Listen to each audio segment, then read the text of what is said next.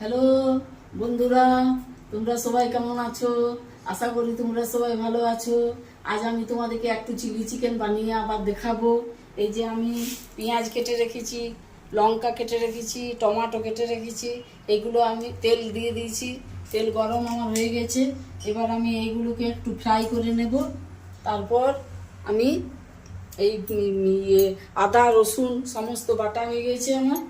আর বন্ধুরা, আমার এটা ফ্রাই হয়ে গেছে। চিকেনটাকে ম্যারিনেট করতে দিয়ে দিয়েছি। এবার চিকেনটাকে আমি এটা কড়াইয়ে দিয়ে দেবো, নিয়ে কিছুক্ষণ কষবো। এবার একটু নুন দিয়ে দিলাম, হলুদ দিয়ে দিলাম। বন্ধুরা, এই একটু গরম মশলা ছড়িয়ে দিলাম, এই একটু চিকেন মশলা দিলাম,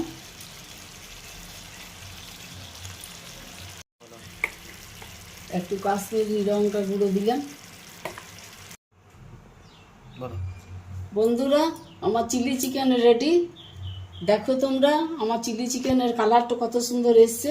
এবার এটাকে আমি পরিবেশন করব। বন্ধুরা, আমার এই খাবার রেডি।